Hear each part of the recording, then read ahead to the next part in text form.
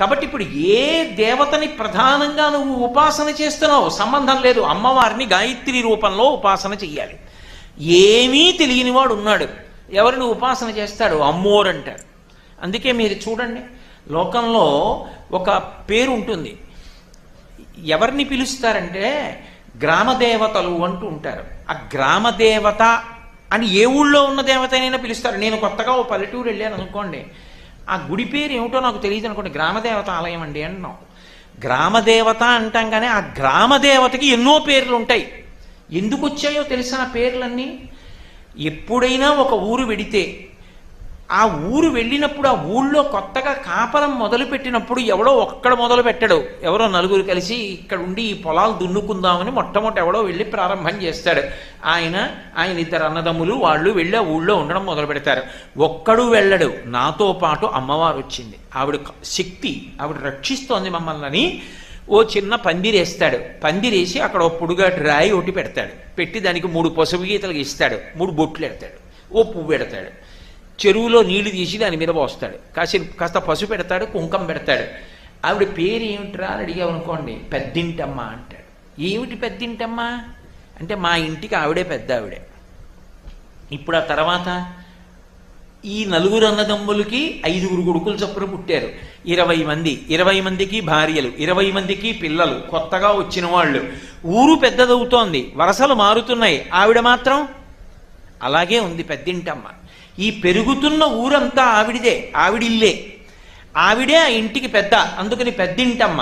ఒక ఊళ్ళో మరిడమ్మ, పెద్దాపురంలో ఉంది. మరిడమ్మ అంటే ఒకసారి వెళ్ళి నమస్కారం చేస్తే చాలు మళ్ళీ మళ్ళీ ఇచ్చే లక్షణం ఉన్న అమ్మవారు కాబట్టి మరిడమ్మ తల్లి. ఒక్కసారి నమస్కారం చేస్తే చాలు ఆవిడ జ్ఞాపకం ఉంచుకుంటుంది, ఇక మళ్ళీ అడగక్కర్లేదు మనం నాకు ఇది కావాలని. ఆవిడే దాన్ని గుర్తు పెట్టుకుని మళ్ళీ మళ్ళీ ఇచ్చే లక్షణం ఉన్నటువంటి అమ్మవారు కనుక ఆవిడికి మరిడమ్మ తల్లి అని పేరు. ఒక ఊళ్ళో నూకాలమ్మ, నూకాలమ్మ అంటే భూమి మీద నూకలు ఉన్నాయి, ఈ ఊళ్ళో నేనున్నాను, ఈ ఊళ్ళో నేనుండి ప్రతి పూట అన్నం తిని బ్రతకగలుగుతున్నానంటే ఆవిడ అనుగ్రహం. భూమి మీద నూకలు ఉన్నాయిరా వీడికంటారు, ఇక్కడ నాకు నూకలు మిగల్చి ఆయుర్దాయం ఇస్తున్న తల్లి ఈ గ్రామానికి అధిదేవత. అందుకే ఎప్పుడైనా ఊరు విడిచిపెట్టి వెళ్లే ముందు గ్రామదేవతకి చెప్పి వెళ్ళాలి. మనసులో నమస్కారం చేసుకుని పొలిమేర దాటుతున్నప్పుడు, అమ్మ ఏదో ప్రవచనం చేయడానికి ఫలానా ఊరు ఎడుతున్నాను, తల్లి క్షేమంగా తీసుకురా అని చెప్పాలి. మళ్ళీ పొలిమేరకు వచ్చినప్పుడు చెప్పులిప్పి ఓ నమస్కారం చేయాలి, అమ్మ నీ అనుగ్రహంతో మళ్ళీ ఈ ఊరు వచ్చాను, నాకు నూకలు మిగల్చావు తల్లి, నీకు నమస్కారం. ఏడాదికోసారి అన్ని కుటుంబాలు కలిపి అమ్మవారికి నైవేద్యాలు పెట్టామని చెప్పి అమ్మవారికి నైవేద్యాలు పెడతారు. ఇంకో చోట పోలేరమ్మ, పోలేరమ్మ అంటే ఆ ఊరికి సరిహద్దు ఎక్కడ వరకు ఉంటుందో అక్కడ వరకు ఆవిడ రక్షణ శక్తిగా తిరుగుతూ ఉంటుంది, దుష్టశక్తుల్ని లోపలికి రానివ్వకుండా కాపాడుకుంటూ ఉంటుంది తన బిడ్డలందరినీ. అందుకని ఒక ఊళ్ళో ఆవిడ పేరు పోలేరమ్మ, ఒక ఊళ్ళో ఆవిడ పేరు తలుపులమ్మ. తలుపులమ్మ అంటే యోగక్షేమకారిణి అని గుర్తు. మా ఇంట్లో తలుపులు వేసేసి ఉన్నాయి అనుకోండి, మీరు లోపలికి వస్తారా నేను బయటకు వస్తానా? రెండూ లేవు. మీరు లోపలికి రావాలన్నా నేను బయటికి వెళ్ళాలన్నా తలుపులు తీయాలి. అంటే బయట ఉన్నది లోపలికి రావడం అంటే యోగం, ఏదో కొత్తది కలిసి వచ్చింది, ఇంట్లోకి వచ్చింది, అప్పటి వరకు నా దగ్గర లేదు, కానీ ఓ మంచి బంగారు నగ ఒకటి చేయించుకున్నాను, ఆ నగ మా ఇంట్లోకి తెచ్చుకున్నాను, కొత్తగా నాకు బంగారు గొలుసు ఉంది, యోగం కలిసి వచ్చింది. క్షేమం, ఇంట్లో ఏది ఉండకూడదో అది బయటికి వెళ్ళిపోవాలి, ఇంట్లో వాళ్ళందరూ సుఖంగా ఉండాలి. మంచి రావడానికి చెడు పోవడానికి ఎప్పుడు తలుపులు తెరవాలో ఎప్పుడు తలుపులు ముయ్యాలో అప్పుడు మూసి తెరిచి రక్షించే తల్లి ఎవరుందో ఆ తల్లి తలుపులమ్మ తల్లి. ఒక ఊళ్ళో పేరంటాలమ్మ. పేరంటాలమ్మ అంటే పేరంటం అంటే ఏమిటి? పేరంటం అంటే సువాసినులందరినీ పిలుస్తారు. సువాసిని అందరినీ పిలిచి కాస్త కాళ్ళకి పసుపు రాసి బొట్టు పెట్టి మెడకి కాస్త గంధం రాసి ఉంటే పువ్వుల దండిస్తారు, లేకపోతే వాళ్ళ వాళ్ళ ఐశ్వర్యాన్ని బట్టి సత్కరిస్తారు. ఇప్పుడు ఆవిడ సువాసిని. ఆ సువాసిని ఎవరు? అమ్మవారి స్వరూపమే.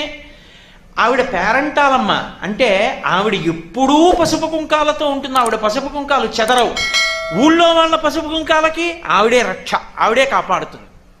కాబట్టి ఆవిడ పేరంటాలమ్మ అంటే నిత్యమంగళ స్వరూపిణి, సర్వమంగళాదేవత.